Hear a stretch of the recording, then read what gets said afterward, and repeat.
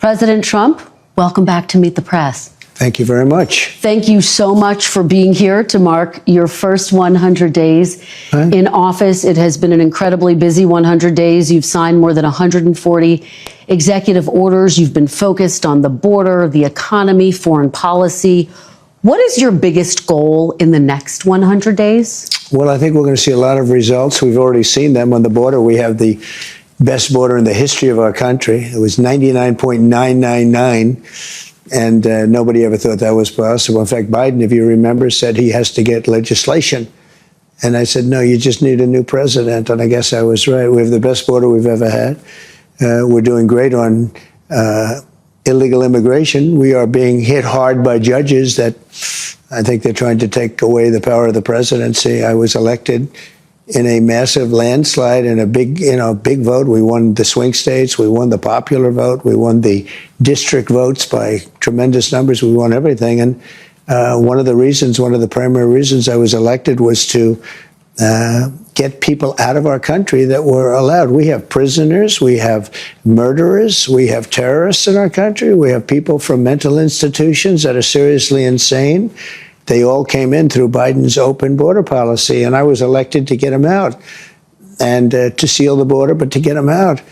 And we'll have judges, they're activist judges, they're saying, well, you know, you don't have the right to take out murderers and people that you don't even want to talk about. These are really some really bad criminal people, and they're here illegally.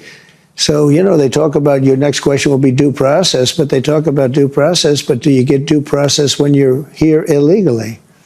We're going to talk about all of that. We are going to talk about deportation, but I want to start on the economy, sir, which obviously the biggest issue for voters. We got new numbers today, better than expected job numbers. Much better. At the same time, the economy shrank in the first quarter. You've been arguing all week that this is President Biden's economy. Is this now your economy, sir? Well, I think certain aspects of it are. Costs are. I was able to get down the costs, but even that, it takes a while to get them down, but we got them down good. We lost $5 to $6 billion a day with Biden, $5 to $6 billion. And I've got that down to a great number right now in a record time. You know, we're talking about 100 days. But just think of what that is, $5 billion a day we're losing on trade. And we were very tough with China, as you know. We put 145% tariff on. Nobody's ever heard of such a thing. And we've essentially cut off trade relationships by putting that much of a tariff on. And that's okay. We've gone cold turkey. That means that we're not losing. You know, we lost $1 trillion to China. $1 trillion. That means we're not losing $1 trillion when we go cold turkey because we're not doing business with them right now. And they want to make a deal. They want to make a deal very badly. We'll see how that all turns out, but it's got to be a fair deal. But think of it. We were losing $1 trillion, and that was a big part of the $5 million a day. And I want to talk about China, but just staying on this idea of the economy. On the eve of your inauguration, the stock market spiked. You called it the Trump effect. It spiked because I was elected president. Well, it spiked because of anybody else. It spiked because they see what I'm going to do. They know what I'm going to do with the tariffs and everything else. And I think it's actually working out better than we anticipated. Did you see oil prices? Did you see gasoline is now below, in many cases, in many states, below $2 a gallon, $1.98, $1.99, $1.97? Well, my question, sir, is when the stock market spiked, you said this is the Trump effect. When the numbers weren't so good earlier this week, you said it's the Biden effect. Are you only taking ownership of the good numbers and not the bad numbers? Well, I think he did a lot of very bad things, and despite some of the bad things, we're overcoming them. But he was bad on the border. He was bad on the economy. We had the worst inflation in the history of our country. Look, Biden gave us the worst inflation in the history of our country. People, it didn't matter what they made because they were losing their shirt because of costs. Now take a look at what happened. Oil is down, gasoline is down, groceries are down, eggs. You were the one that asked me. You asked me about eggs. It was the first week. I didn't even know anything about what were you talking about. Egg prices were so high you couldn't buy eggs. They didn't have any eggs. And they said Easter is going to be a disaster. Well, we had Easter at the White House and we had thousands of eggs, and they were down 87%. Yeah, a lot of that, of course, spike was because of bird flu. But when does it become the Trump economy? Why do you say that? Well, tell me, we had the same bird flu as he had. When does it become the Trump economy? It partially is right now. And I really mean this. I think the good parts are the Trump economy and the bad parts are the Biden economy, because he's done a terrible job. He did a terrible job on everything, from his auto pen, which I'm sure he knew nothing about some of the things he was supposedly signing, to immigration. You look at what happened with immigration, how bad it was. Think of it. We have murderers. 11,888 murderers, many of them murdered more than one person. Think of that. And they're in our country. Now, we've gotten a lot of them out, and we know who many of them are, and we're on the hunt.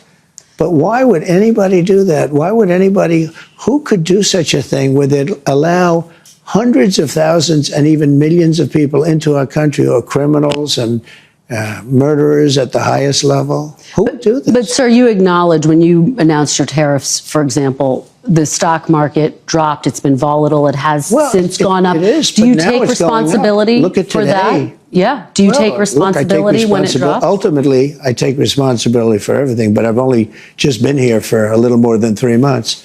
But the stock market, look at what's happened in the last short period of time. Didn't it have 9 or 10 days in a row, or 11 days where it's gone up?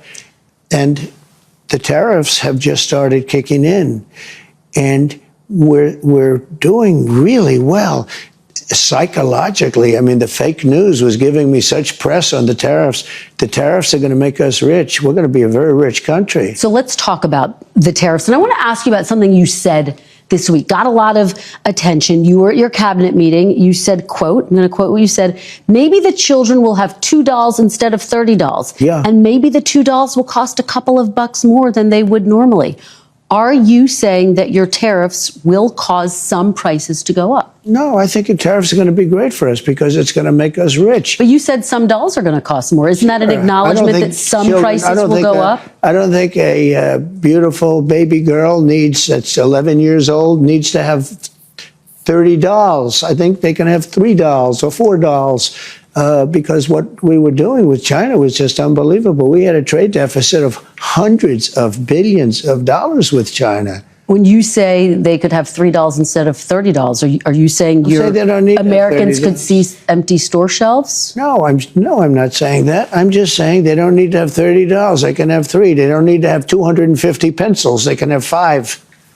But you're basically saying there could be some supply shortages because of the tariffs. We don't have to waste money on a trade deficit with China for things we don't need, for junk that we don't need. Well, prices are already going up on some popular items, tires, strollers. This is such a dishonest interview already. Prices are down on groceries. Prices are down for oil. Prices are down for all energy. Prices are down at tremendous numbers for gasoline. And let me tell you, when you have the big thing, what he did, he spent like a stupid person, which he was, but he spent like a very stupid person, and that was bad for inflation.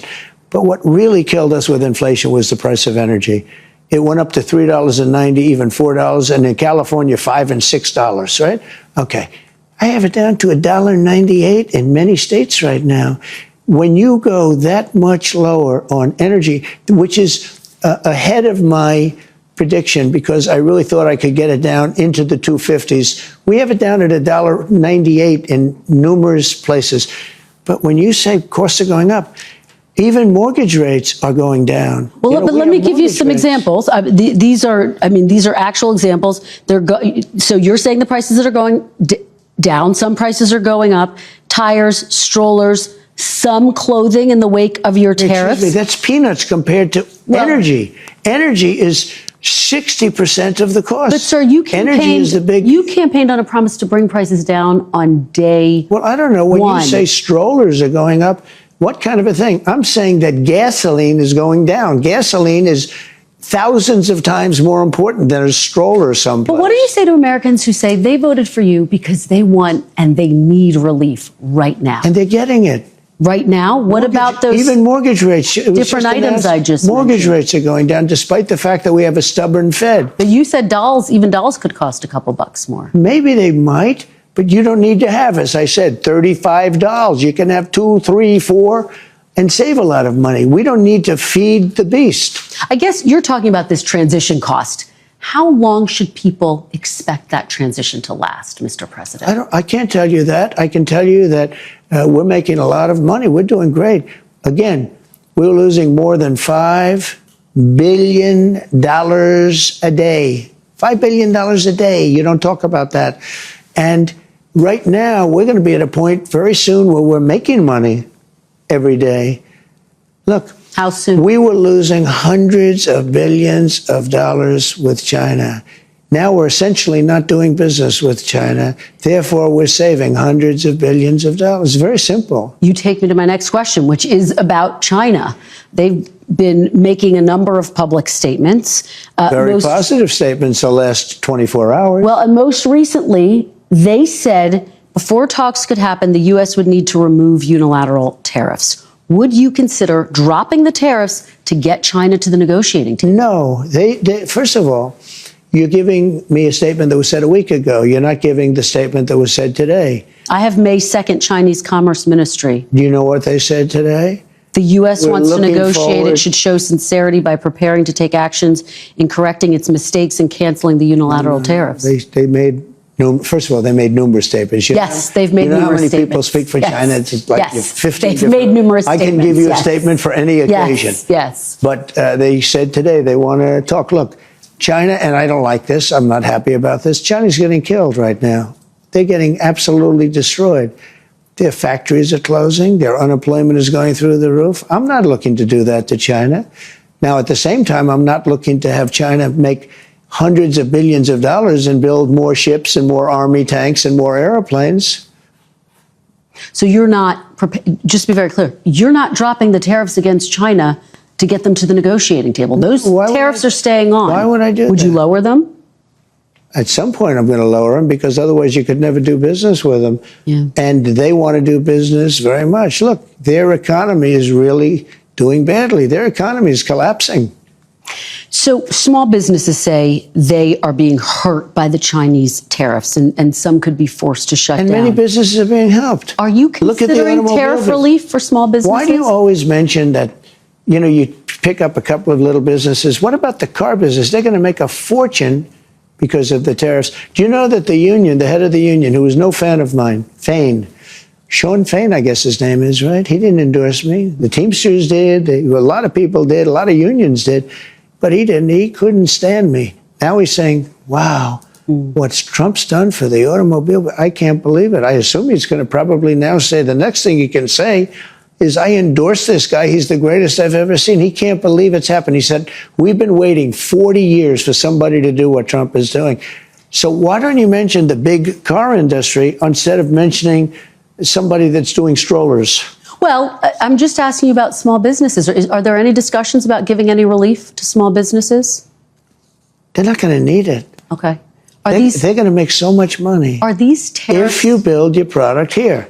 Remember, there are no tariffs if you build your product here. It's very easy. It's very simple. Are these tariffs permanent, Mr. President? Depends on what you're talking about. One of the things that is going to bring and has brought, so I think we probably have close to $9 trillion of investments coming into this country. If you look at other presidents, there's never been anything like that. This is over a period of 2 months. You got to give me a little break on the 1 month because we're 3 months. But, let's say we had to get started. We had a lot of fake news at the beginning, so we had to beat that down. But so let's say in 2 months. So in just a short period of time, a matter of a couple of months, we have the largest number ever in history invested in the United States and committed. We have between guaranteed, spoken for, and people that are going to make a decision and announce it pretty soon, close to $9 trillion. We've never had anything close. Now, that's Apple building $500 billion worth of plants. They always built their plants in China. Now they're building their plants over here. That's the biggest computer company, the biggest chip company in the world. The chip company from Taiwan, which is the biggest in the world, is committed for $500 billion. Another one's committed for $300 billion.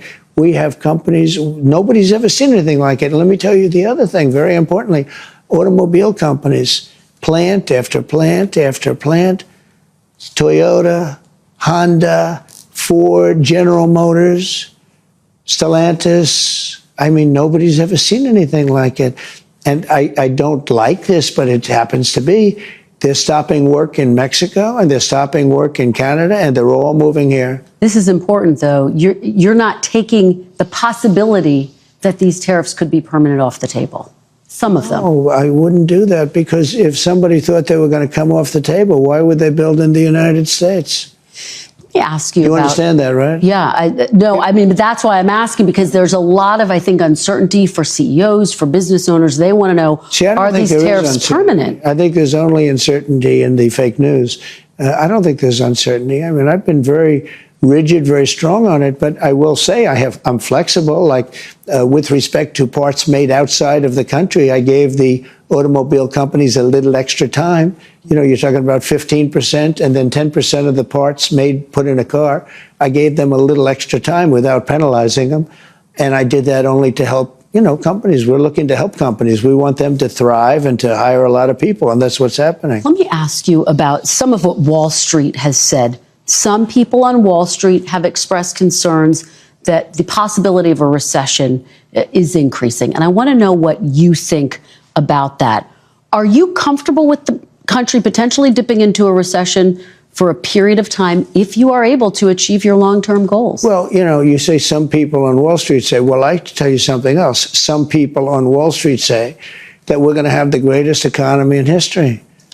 Why don't you talk about them? Because some people on Wall Street say this is the greatest thing. Well, that's what I'm getting at. That's what I'm getting at, though. It's the same question. Yeah, there are many people on Wall Street say this is going to be the greatest windfall ever happened. And that's my question. Remember the long term. Yeah.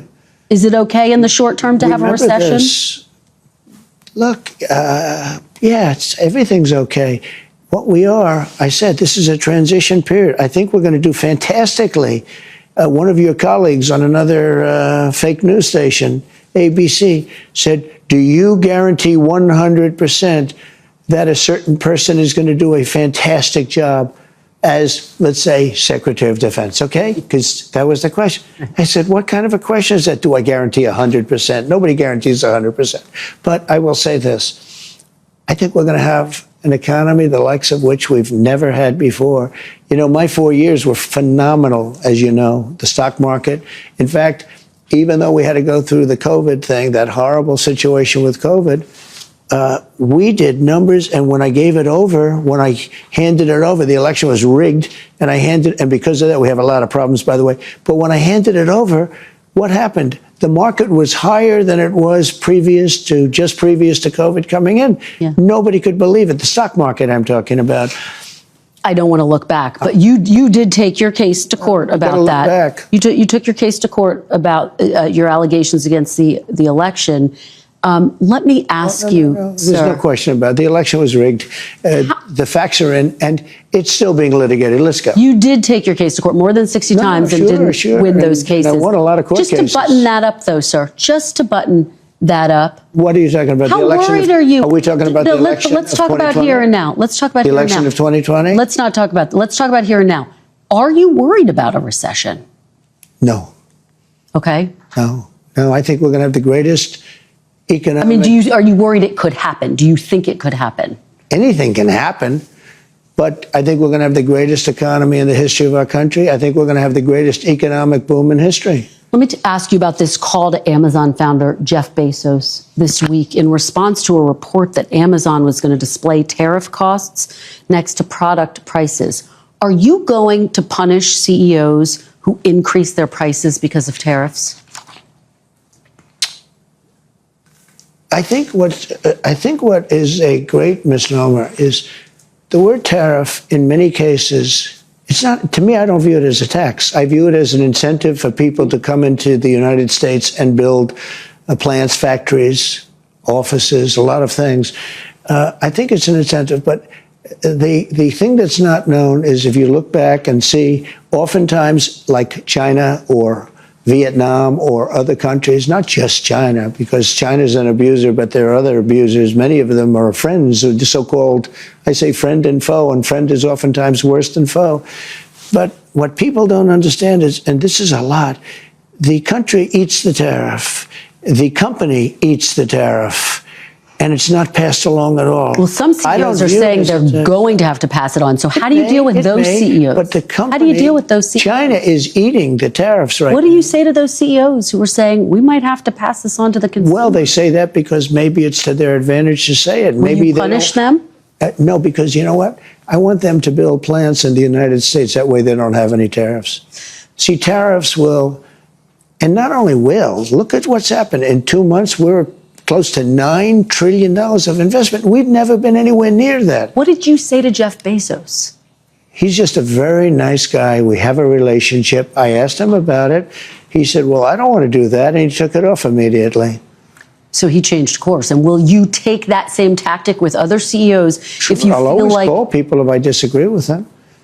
If I think that somebody's doing something that's incorrect, wrong, or maybe hurtful to the country, I'll call. Absolutely. Wouldn't you want me to call?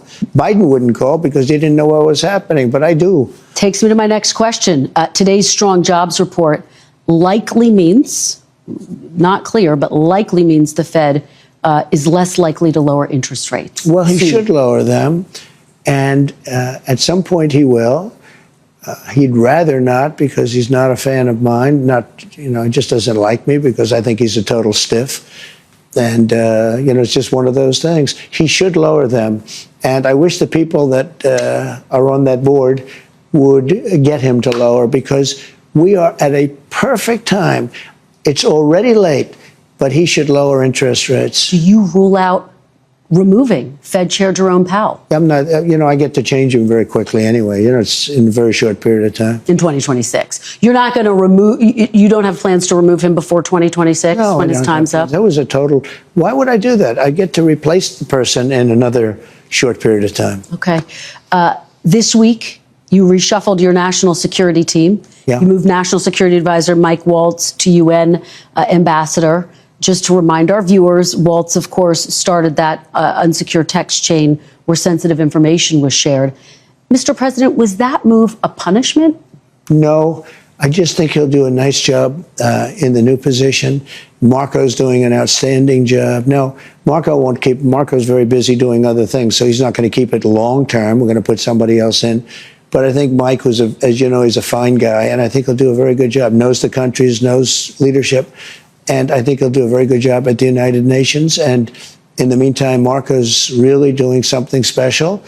And it's going to work out very well. We're hearing some potential names. Stephen Miller's name, one of your longtime, most loyal aides. His name has been talked about as a potential national security advisor. Is he someone you're looking at? Well, I'd love to have Stephen there, but that would be a downgrade. Stephen is much higher in the totem pole than that, in my opinion. Can you tell us who the front runner is right now? I have a lot of people that want it. I will tell you, I have everybody calling. Everybody wants to be a part of this administration.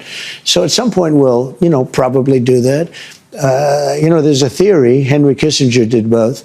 There's a theory that you don't need two people, but I think I have some really great people that could do a good job. So Secretary Rubio could continue to have both jobs indefinitely? He could, yeah, he could. But I think he even would like to probably see, because it is a little bit different. But in the meantime, he'll handle it. And I think Mike, if that goes forward, he still has to get approved. But I think Mike will do a very good job at the United Nations. Defense Secretary Pete Hegseth, obviously also on that unsecure text chain. He was sharing sensitive information. Are you looking for a new Secretary of Defense? Mr. No, President? not even a little bit. No. Pete's going to be great. His job is safe right now? We're doing a fantastic job against the Houthis, who like blowing ships up and watching them sink in the ocean. We're hitting him very hard. No, he's doing a very good job. His job is safe right now? Totally safe. Okay. Let's talk about the border. Okay. Let's talk about deportations. Border crossings are at their lowest level ever recorded. Is the border... Is that good? Is the border now secure? Yeah, it's really secure. It's absolutely Isn't that good? secure. When you say that, doesn't that just sound good? After being abused for years by an incompetent president that allowed people to pour through an open border, criminals from all over the world, murderers and insane people from mental institutions and insane asylums. Isn't it a beautiful thing when you say it's the most secure it's ever been in the history of our country. Isn't that a nice statement? Well, I'm curious to know what it means. You declared a national emergency on the southern border. The order is still in place. By the way, even though you're saying exactly the border's what you secure. said. You know, it means we have the most secure border we've ever had. Well, and I guess the question becomes, when will you know that the emergency is over? Are you planning to lift it at some point? Is it necessary? Because obviously the military is involved. Will you lift that emergency? Well, the biggest emergency is the courts aren't allowing us to take really. We're going to talk about that, but talk to me first about this. That's to me the emergency. Talk to me first about this. The border now is not the emergency. The border is it's all part of the same thing, though. The big emergency right now is that we have thousands of people that we want to take out, and we have some judges that want everybody to go to court. Some of them you appointed, sir, including three on the Supreme Court. They change. I mean, it's unbelievable. It's unbelievable how that happens, but they do change. Just to button this up, though, are you planning to lift that emergency order anytime soon? No, now that the border's secure? We have an emergency. We have a massive emergency.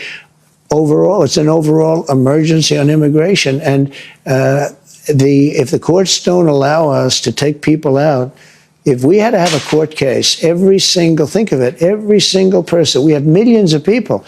We're going to have millions of court cases. Figure 2 weeks a court case. It would be 300 years. So let's talk about this, because obviously you've had a back and forth with the Supreme Court.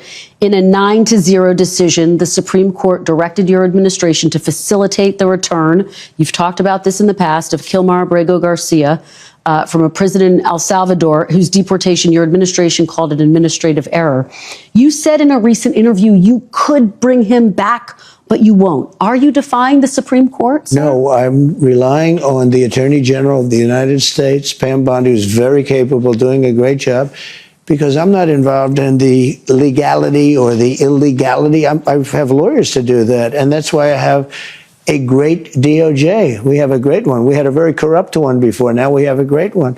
And they're not viewing the decision the way you said it. They don't view it that way at all. They think it's a totally different decision. Well, you say you have the power to bring him back, though. Your attorney general says, quote, that's up to El Salvador. Just to put a fine point on this, do you have the power to bring Abrego Garcia back as the Supreme Court? Well, I have the power to ask for him to come back if I'm instructed by the attorney general that it's legal to do so.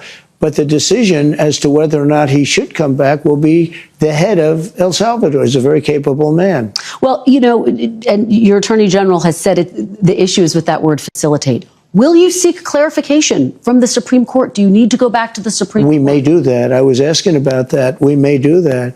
There are some people that say, bring them back, put them in trial, and you get them out right away, because you see what happened just this morning. Tapes came out, horrible tapes from his wife. You don't get much worse than that. You don't get, I mean, he seems certainly like a very dangerous, very bad person, but even the wife, who was so afraid, she was afraid to talk, and all of a sudden tapes got released this morning that were devastating to him. And this is the point, sir, about due process. The Constitution says every person, citizens and non-citizens, deserve due process. Why not push to have him come back, present all of that evidence in court, let a judge decide? Well, I'll leave that to the lawyers, and I'll leave that to the Attorney General of the United States, but because they're in it. You have to understand, I'm dealing with Russia and Ukraine. I'm dealing and we're with going to talk about that. I'm dealing with Iran. I'm dealing with Rwanda and Congo, who are fighting, and we're trying to get that one straightened out, and I think we have done that. Did a great job. Nobody even talks about it, but I think we're close to doing that. They're looking like they're going to maybe make a peace deal, which would be good. But I'm dealing with a lot of different things. I don't know much about this gentleman other than I hear he's an absolute not good person. And I have very capable legal people, John Sauer, as you know, and all top people. And I have to rely on that to interpret whatever's said by the Supreme Court. Now, with that being said, I have tremendous respect for the Supreme Court. Look, 3 of the people are people I appointed. Right. And I have great respect for the Supreme Court. And I would expect that the Attorney General will be doing the right thing. Your Secretary of State says everyone who's here, citizens and non-citizens, deserve due process. Do you agree, Mr. President? I don't know. I'm not a lawyer. I don't know. Well, the Fifth Amendment says I don't know. It seems It might say that, but if you're talking about that, then we'd have to have 1 million or 2 million or 3 million trials. We have thousands of people that are some murderers and some drug dealers and some of the worst people on earth, some of the worst, most dangerous people on earth. And I was elected to get them the hell out of here, and the courts are holding me from doing it. But even given those numbers that you're talking about, don't you need to uphold the Constitution of the United States as president? I don't know.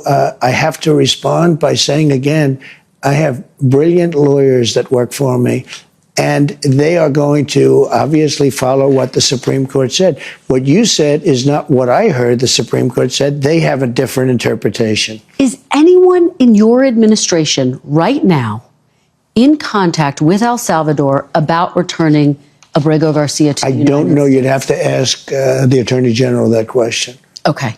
At least 2 Americans have been mistakenly detained and released by your administration, immigration authorities.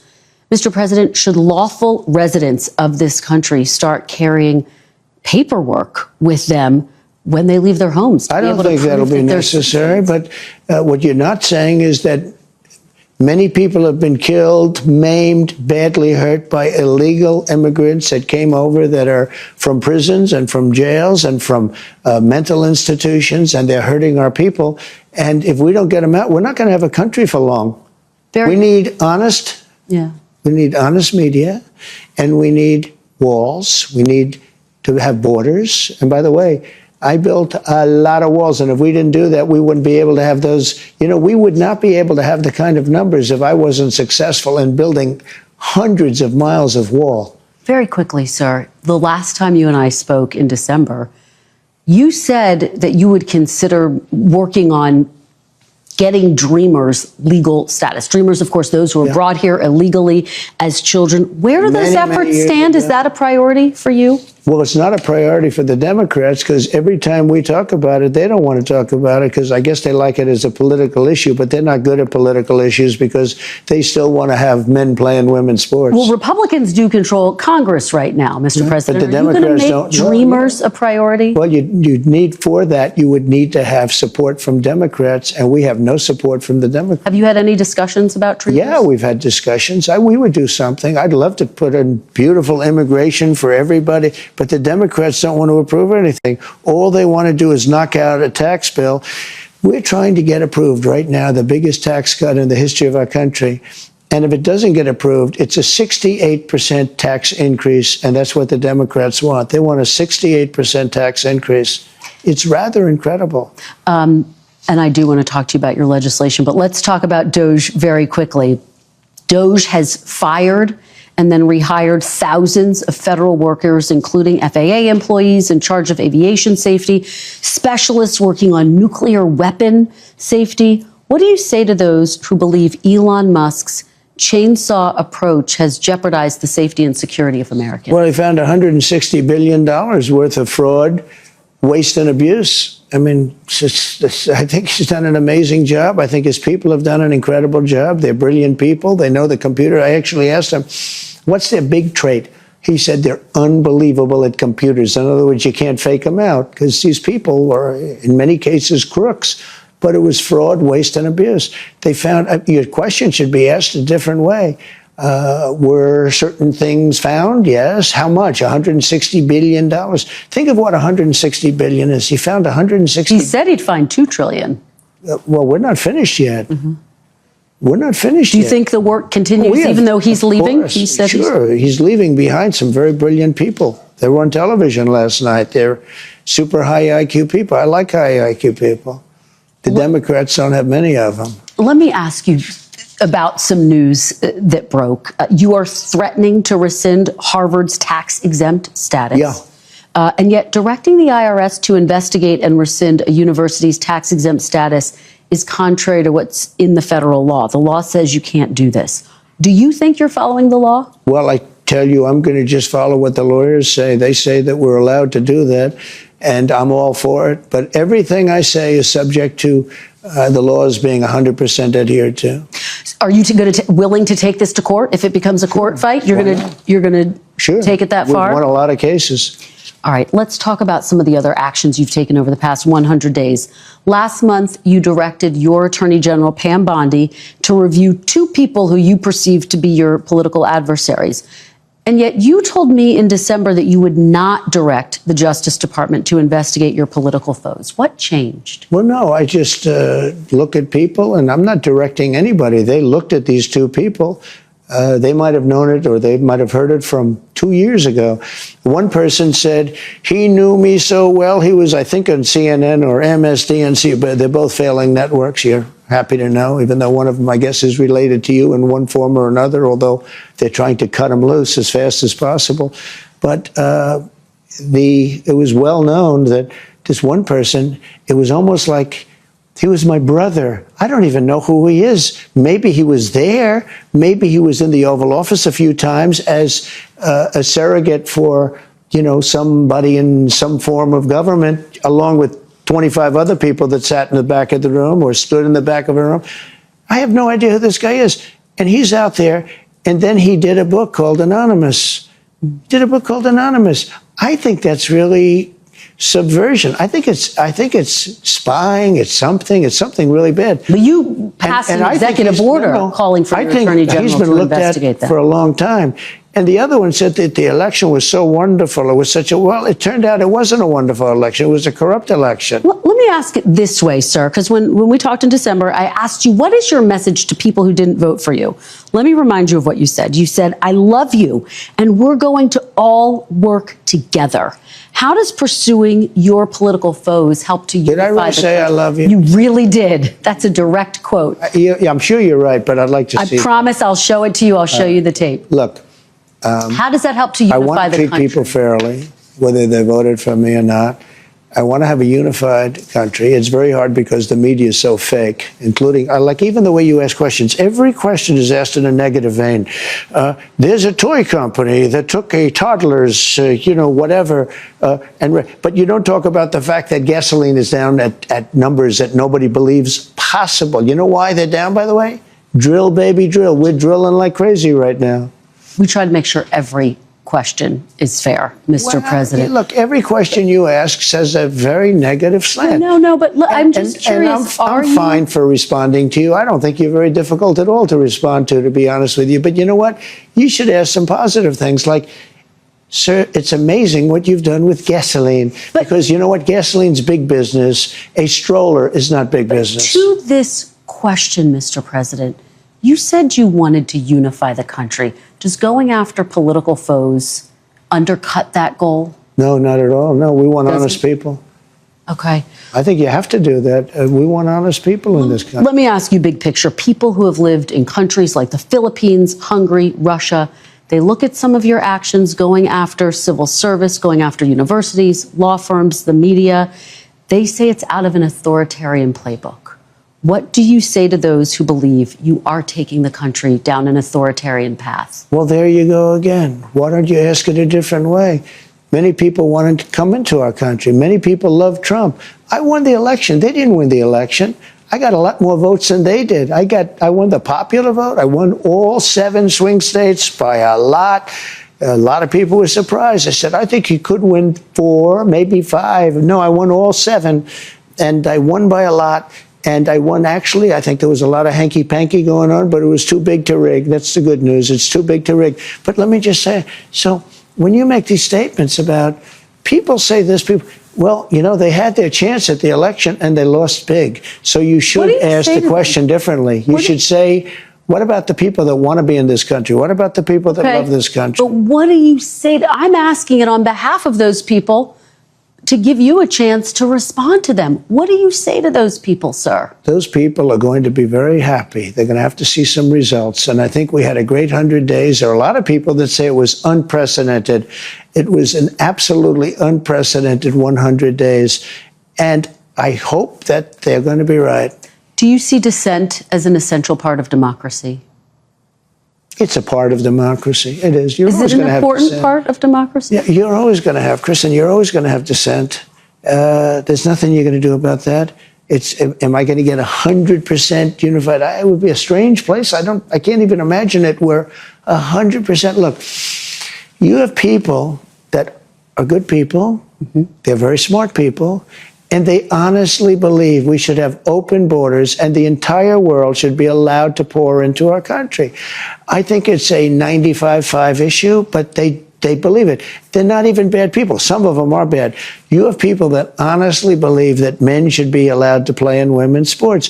Some of these people, I don't know any. I haven't been able to find any, but they exist. They say it's an 80-20 issue. I don't believe that. I think it's a 97-3 issue. Do you think people should have the right to criticize you without fear of reprisal? Absolutely, yeah, I do. That I do. And how do you square that? And I think that happens. How do you square that with the fact that you have passed these executive orders asking the Attorney General to look into some of the people who've criticized you, who've been harshest against you? I have been investigated more than any person in the history of the United States of America.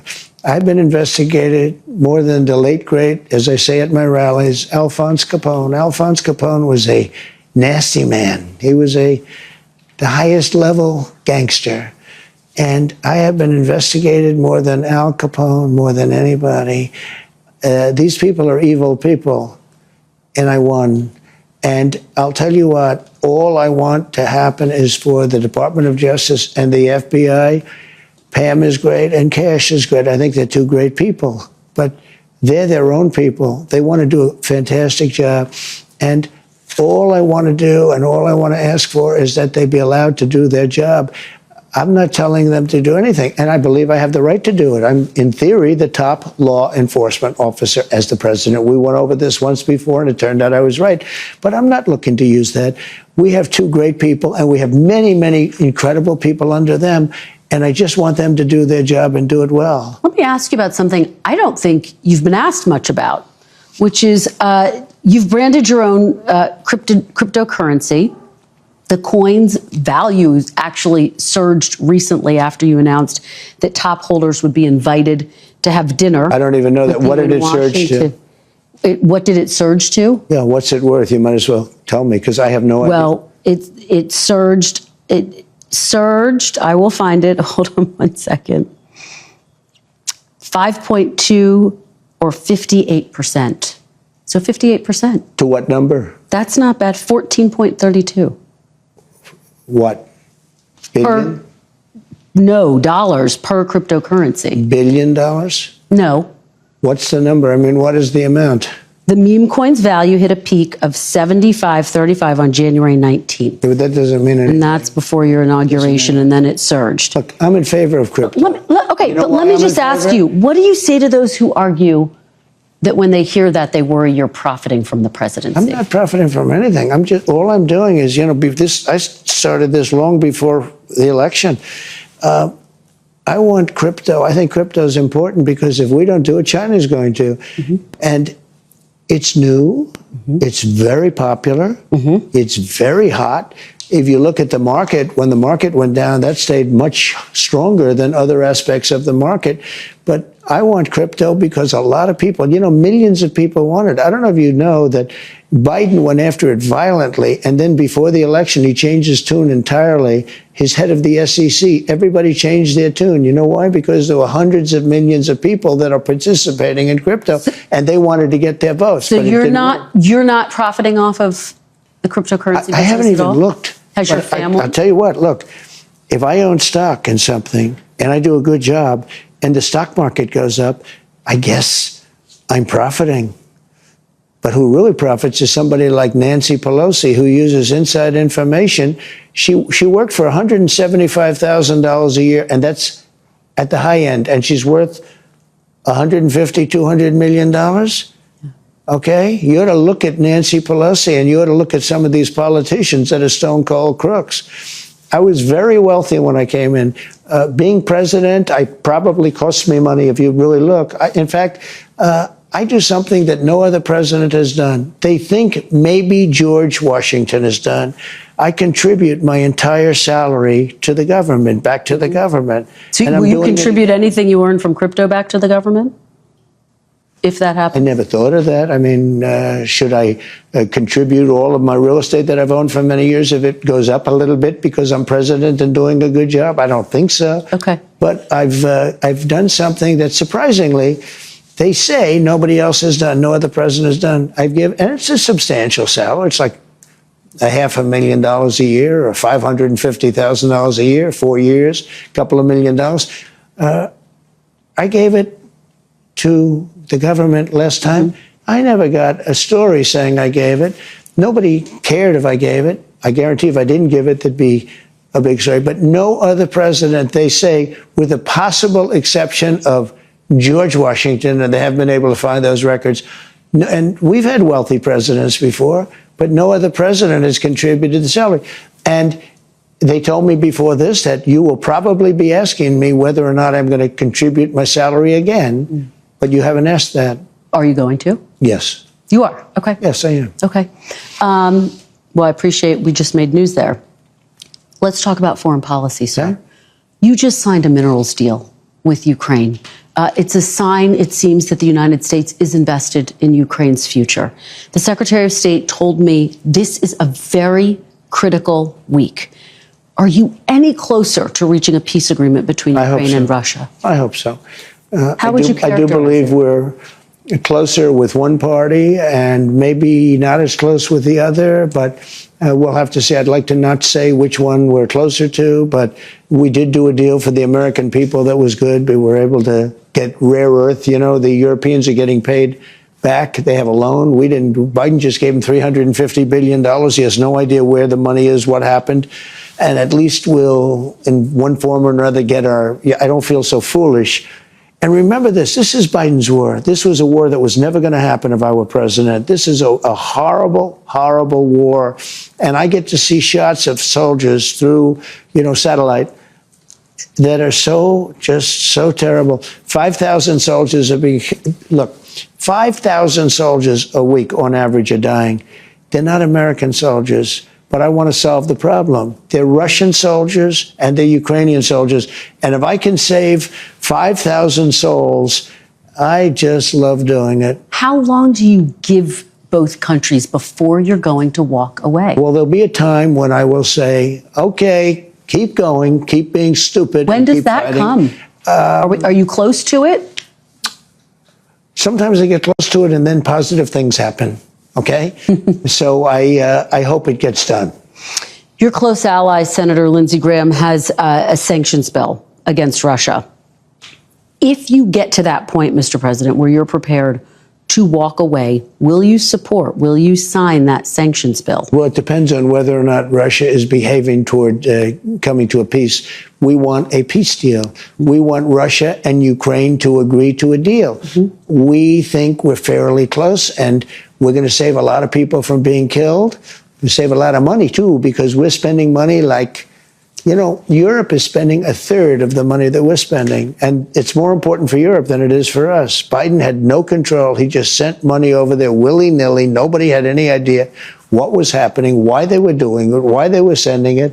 And it was massive amounts of money. So you think you're close to a deal? What will Russia have to give up? Because Ukraine, there's been discussions they will have to give up some of the land. Russia will have to give up all of Ukraine. Because that's what they want. All of Ukraine, meaning they wouldn't keep any of the land that they've claimed? Russia would have to give up all of Ukraine. Because what Russia wants is all of Ukraine. And if I didn't get involved, they would be fighting right now for all of Ukraine.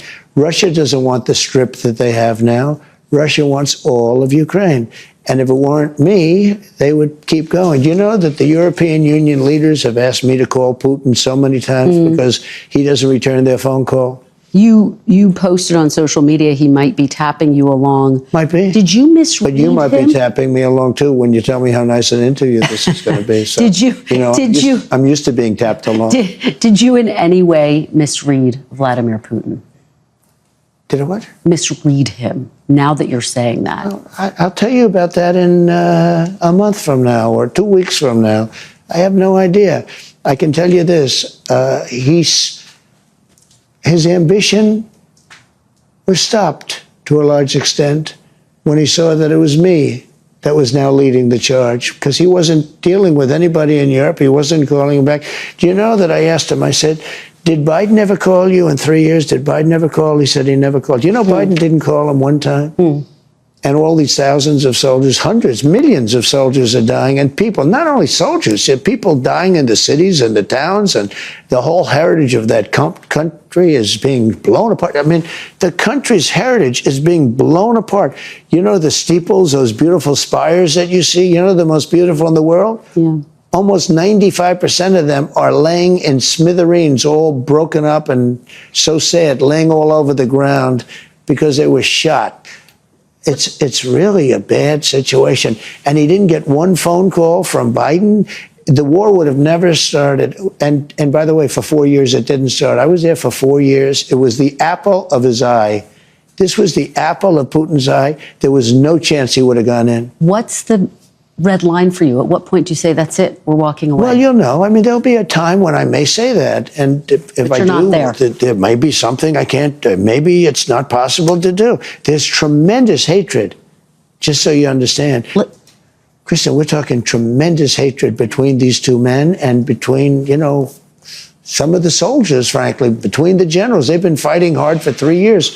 I think we have a very good chance of doing it. Very quickly, if you do walk away, would that mean that you would pull military and intelligence? I don't want to say that now. It's too early to say that. I don't want to get into that argument. Let's move on to Canada.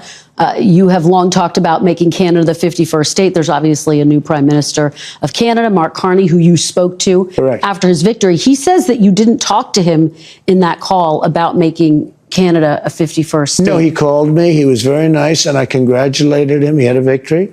It's a very close victory. It's, you know, there's no majority or anything, so that's going to make things a little bit difficult, I think, for him to run. But he nevertheless had a victory, and he's a very nice man, I think. Do you plan to talk to him about making Canada a 51st state? He wants to come and see me. He's going to come this week or next week. So will you talk to him about making Canada a 51st state, annexing Canada? I'll always talk about that. You know why? We subsidize Canada to the tune of $200 billion a year. We don't need their cars. In fact, we don't want their cars. We don't need their energy. We don't even want their energy. We have more than they do. We don't want their lumber. We have great lumber. All I have to do is free it up from the environmental lunatics. We don't need anything that they have. We're giving them. I asked Mr. Trudeau, who I call Governor Trudeau, I said, you know, not Prime Minister, Governor. I said, Governor Trudeau, could I ask you one question? Why are we giving you $200 billion? Why are we subsidizing Canada? If Canada was a state, it wouldn't cost us. It would be great. It would be such a great, it would be a cherished state. And if you look at our map, if you look at the geography, I'm a real estate guy at heart. When I look down at that, without that artificial line that was drawn with a ruler many years ago, it was just an artificial line, goes straight across. You don't even realize what a beautiful country it would be. It would be great. But I don't think the American public wants me to pay $200 billion a year to subsidize Canada. Again, remember this. Yeah. We don't need their cars. We don't need their lumber. We don't need their energy. We don't need anything. We do very little business with Canada. They do all of their business practically with us. You and I, they need us. We don't need them. You and I talked, and I asked you if you would rule out military force to take Greenland, and you said no, you don't rule out anything. Would you rule out military force to take Canada? Well, I think we're not going to ever get to that point. It could happen. Something could happen with Greenland. I'll be honest. We need that for national and international security. But not with I think Canada? It's highly unlikely. I don't see it with Canada. I just don't see it. I have to be honest with you. Okay, but you don't rule it out for Greenland. And by the way, Canada, they spend less money on military than practically any nation in the world. They pay NATO less than any nation. They think we're subsidized. They think we are going to protect them. And really, we are. But the truth is, they don't carry their full share, and it's unfair to the United States and our taxpayers. But you are not ruling out military force to take Greenland. I don't rule it out. I don't say I'm going to do it, but I don't rule out anything. No, not there. We need that. We need Greenland very badly. Greenland is a very small amount of people, which we'll take care of and we'll cherish them and all of that. But we need that for international security. Do you know, we have Russian boats and we have Chinese boats, gunships all over the place, aircraft carriers, gunships, going up and down the coast of Greenland. We need that to be protected. Internationally, we need it. So you are willing to send U.S. troops to claim a sovereign territory? I didn't say that. You asked me a question. Would you? Is there a circumstance? It could happen. I doubt it will, but it certainly could happen with respect to Greenland. Okay, let me ask you about Iran. Your administration has had conversations with Iran. Is the goal of these talks limiting Iran's nuclear program or total dismantlement? Total dismantlement. That's all you'll accept? That's all I'd accept. Okay. Now, there's a new theory going out there that Iran would be allowed to have civilian, meaning to make electricity.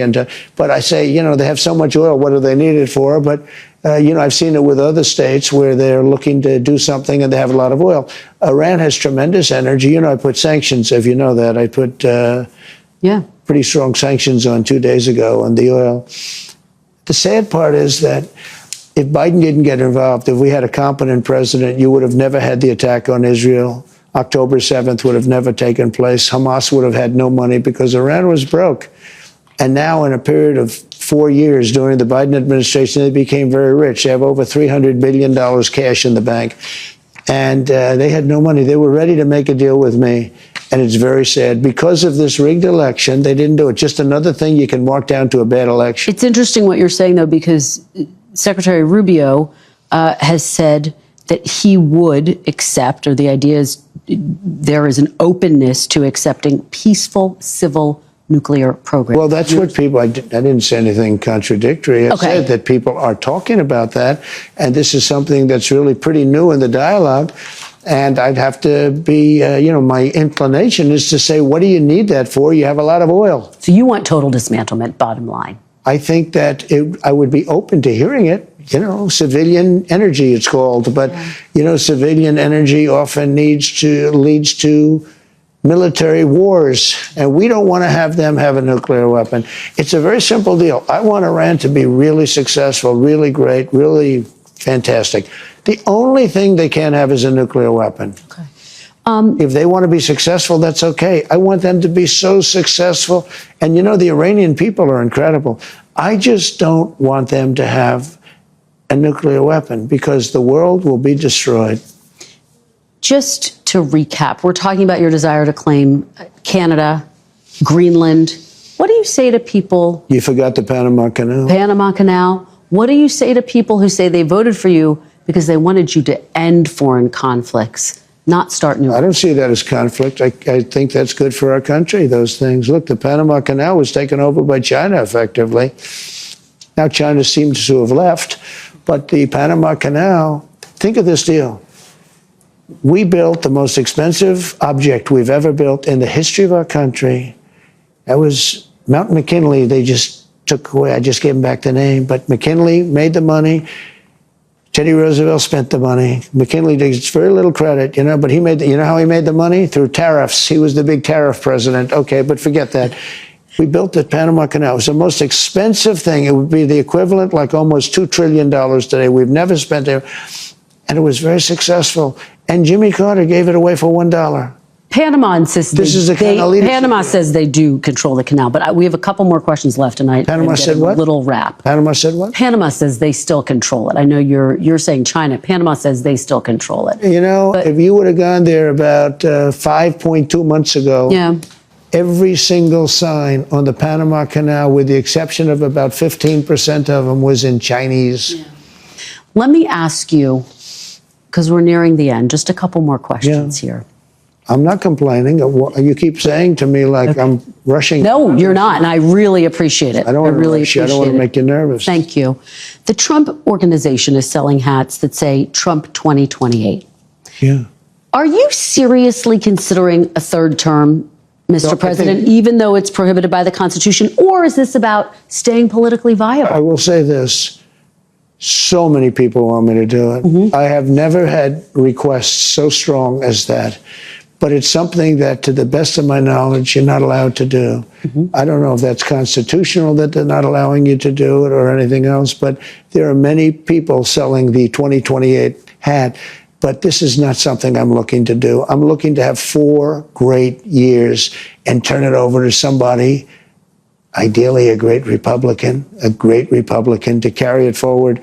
But I think we're going to have 4 years, and I think 4 years is plenty of time to do something really spectacular. The Constitution does prohibit it. Some of your allies are pretty serious about this, though, Mr. President. I've spoken to them. They say they are coming up with potential ways. Well, obviously, the biggest one would be a constitutional amendment. That's because they like the job I'm doing, and it's a compliment. It's really a great compliment. Has anyone approached you, though, with an actual plan, a way to actually start the process well, there are of a ways constitutional of doing it. amendment? There are ways of doing it, and you know the same thing. And if you look at the vice presidential thing, and you hear different concepts and different other people say you can have a write-in vote. There's lots of different things.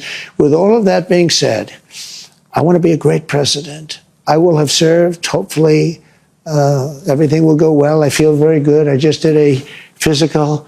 I took, unlike all other presidents, I took cognitive tests and I aced it. I got 100% correct. And one doctor said, there were numerous doctors watching. And he said, I've never seen that before. Biden didn't take a cognitive. He couldn't have gotten the first question right. But I came out great with the physical, both physically and mentally. And I just want to serve, do a great job. I'll be an 8-year president. I'll be a 2-term president. I always thought that was very important, to be honest with you. You know, if you look at President Polk, he was a 1-termer and he did some great things, actually. A pretty good president.